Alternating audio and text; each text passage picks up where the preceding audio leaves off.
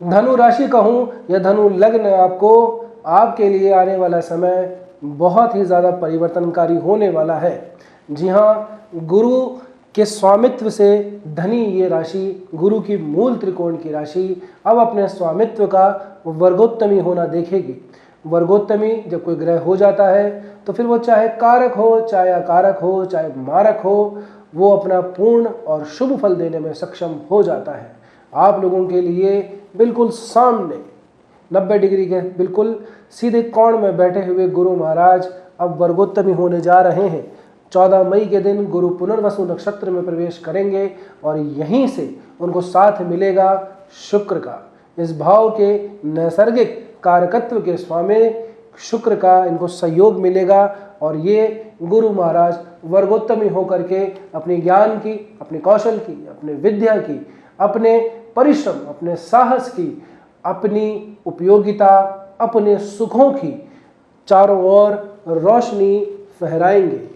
आप लोगों के लिए आने वाला समय बहुत ही ज़्यादा परिवर्तनकारी रहने वाला है। मंगल की अगर मैं बात करूं तो मंगल भी शुरुआत में ही 11 तारीख से आप लोगों के लिए आपके ज्ञान भाव में अपनी मूल त्रिकोण राशि में प्रवेश करेंगे और यहाँ से मंगल आप लोगों के जीवन में सुख, समृद्धि और मंगल लेकर आएंगे। सुना होगा आपने कि आपने हमारा तो मंगल कर दिया, आपका मंगल हो, आपका कल्याण हो। तो ये मंगल आप लोगों के लिए कल्याण ही करके आएंगे, कल्याण ही करने आए हैं। सूर्य की अगर मैं बात करूं, जो फिर से एक और त्रिकोण के स्वामी बनते हैं। भाग्य जब किसी का साथ ना दे तो चाहे कितने भी परिश्रम करो, कितना भी साहस दिखाओ, कितने भी रिस्क लो, भाग्य जब बार बार पटखनी पटकता है तो अंदर से मनोबल हिल जाता है और एक आवाज़ आती है कि यार ये क्यों कर रहा हूँ, क्या मेरे जीवन में कुछ अच्छा होगा भी या नहीं, आखिर ये दौर कब तक चलता रहेगा, कब तक मैं अपने आसपास वालों से प्रतिस्पर्धा करता रहूँगा, कब तक इस प्रतिस्पर्धा में पीछे धकेलता रहूँगा, कब तक मैं अपने शत्रुओं से पराजित होता हुआ रहूँगा और कब तक मेरे जीवन में ये आर्थिक अस्थिरता बनी रहेगी।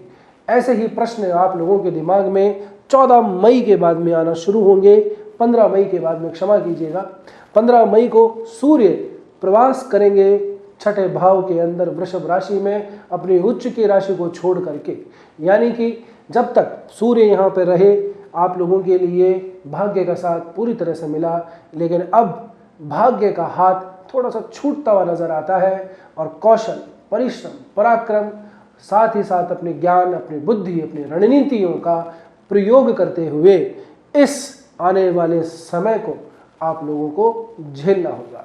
नमस्कार, मैं हूं एस्ट्रोलॉजर रतन सिंह। स्वागत करता हूं आपका अपने चैनल कुंडली शास्त्र में।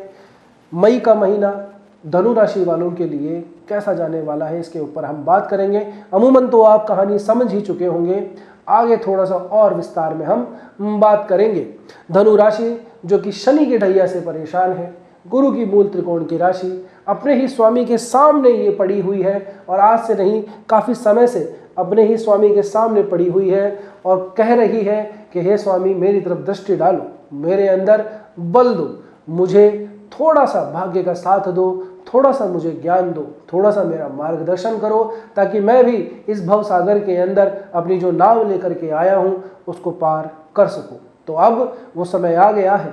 गुरु जब प्रवास करेंगे यहाँ से आगे अष्टम भाव के अंदर, उससे पहले के लगभग ठीक ये जो 15-20 दिन है, यहाँ पे गुरु वर्गोत्तमी होकर के आपकी राशि को प्रज्वलित कर रहे हैं, अंदर से ज्ञान का प्रस्फुटन कर रहे हैं, मार्गदर्शन दे रहे हैं। अपने अंदर की आत्मा की आवाज़ को सुनिए, अपने गुरु की आवाज़ को सुनिए, अपने अंदर के चित्त की आवाज़ को सुनिए। मार्गदर्शन आपके अंदर से ही होके निकलेगा। शुरुआत करूं मैं अगर करियर से, तो करियर भाव का स्वामी आप लोगों के लिए देखिए छठे भाव में जा रहा है। वैसे भी अमूमन गुरु और बुध की ये जो लग्न, ये जो राशियां हैं, उनमें केंद्र के स्वामित्व इन दोनों के पास में ही मिलता है। तो बुध का पंचम से छठे में चले जाना इतना ज़्यादा असरदार नहीं माना जाएगा। काम के स्तर के ऊपर चिंताएं ज़रूर बनी रहेंगी। साथ ही के अंदर भाग्येश भी यहाँ पे आ गए हैं, तो शत्रुहंता तो बनाता है, लेकिन साथ में इस बात को भूलना नहीं चाहिए कि शत्रुहंता होने के लिए शत्रुहंता होना ज़रूरी है। शत्रुओं का होना जरूरी है। जब तक आप अकेले हैं, कोई भी मार्ग में नहीं है, तब तो कोई चिंता ही नहीं है। लेकिन जब मार्ग में शत्रुओं से दो चार हो गए, तभी तो शत्रुहंता बनेंगे।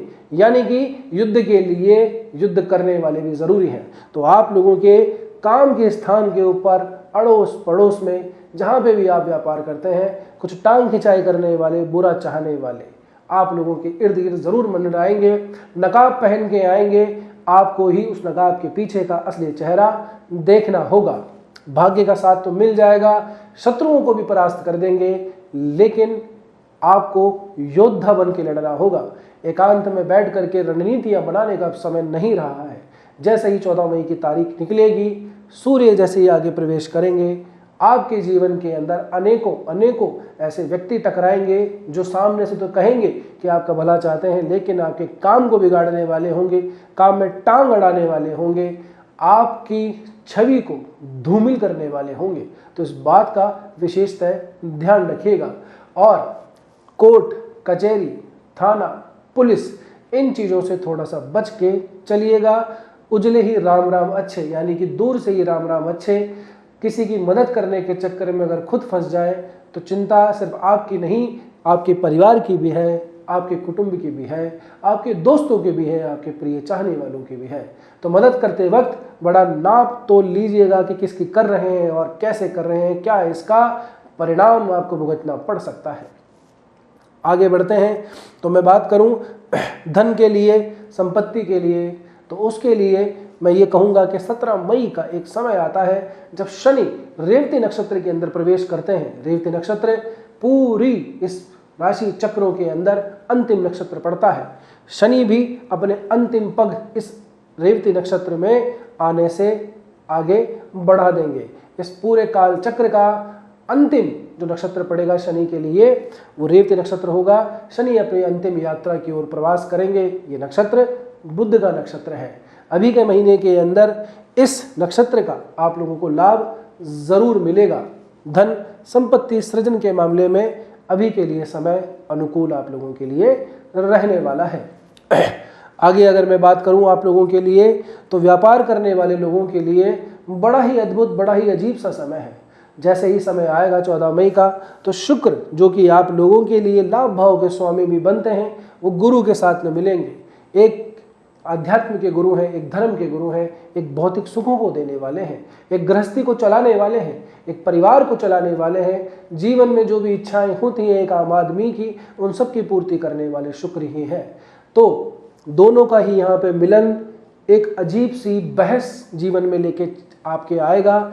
मनो मस्तिष्क के अंदर एक अजीब सा बहस छिड़ जाएगी कि यार जीवन में धर्म के रास्ते पे चलें, आध्यात्मिक रास्ते पे चलें, या फिर जो है उसी में ही संतुष्ट रहें, या जो है उसको बढ़ा लें। आने वाली पीढ़ी के लिए भी कुछ होना चाहिए, इतना कुछ बना के चले जाएं। एक व्यापार का ग्रह है, एक धर्म का ग्रह है। दोनों ज्ञान के मामले में किसी से भी कम नहीं है। जब दो बड़े ज्ञानी और विपरीत धारा के एक जगह बैठते हैं तो वहां से शुरू होता है एक मंथन। मंथन जैसे समुद्र का मंथन हुआ, एक तरफ असुरों का, एक तरफ देवताओं का। मंथन करने के बाद में बहुत सारी चीज़ें निकली और अंत में निकला एक अमृत। तो आप लोगों के लिए, व्यापारियों के लिए अंत तो गत्वा ये समय भी अमृत लेकर के आ रहा है। आपको वो दिशा मिलेगी जिस दिशा के अंदर अब आगे का जीवन आपका होने वाला है। ना सिर्फ आध्यात्म के पथ पे, बल्कि आपके सांसारिक सुखों के पथ पे, आपके व्यापार के पथ पे। आपको बस थोड़ा सा सज्ज रहना है, क्योंकि अमृत से पहले विष भी निकला था।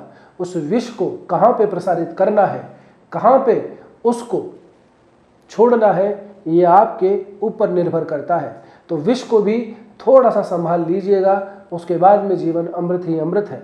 यानी कि कौन आपके व्यापार में साझेदार काम का है, कौन व्यापार में साझेदार काम का नहीं है, किसकी वजह से नुकसान है, किसकी वजह से नफ़ा है, ये नाप चोक करने का ये समय है। व्यापार करते वक्त किन किन चीज़ों का ध्यान रखें, किन चीज़ों को अपने व्यापार में सम्मिलित करें और किन चीज़ों को व्यापार से हटा दिया जाए, यही सब बातें आप लोगों को ये 14 मई के बाद में समझ में आ जाएंगी और आप पहुंचेंगे ऐसे निर्णय के ऊपर जहां से आगे की जो दिशा है आपके लिए हितकारी ही साबित होगी।